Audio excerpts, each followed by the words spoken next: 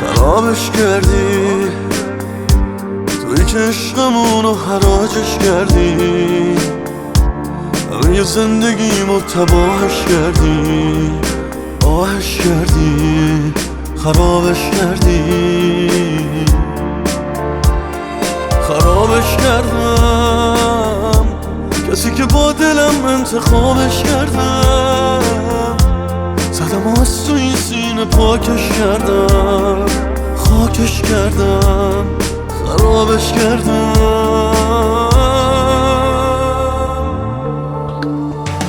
ولی هر جا برم هر جا بری فرقی نداره، قلبم نمیتونه تو رو تنها بذاره، مثل همین بارونی که هر شب میباره. حال منم بعد تو تعریفی نداره. هر جا برم هر جا بری یاد تو هم من، چی شد که این دنیا واسه من شد جنت.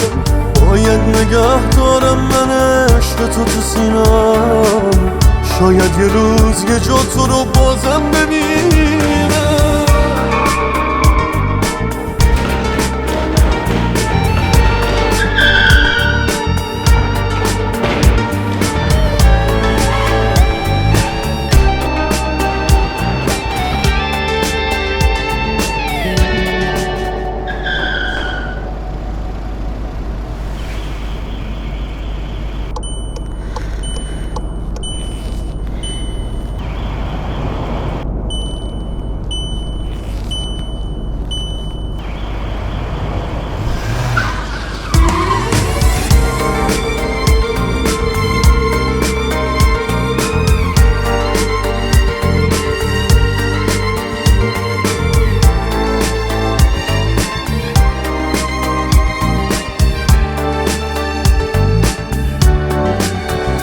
بهت گفتم جفتم میارم جفت کوچه، به تو گفتم بی تو خراب است این کوچه. قسم خوردم مردم نشد با تو بچم، منو این بار با عشق و کشتا راحت شم. غمت کوه روح منو زخمی کرده، غمت میره ولی برمیگرده.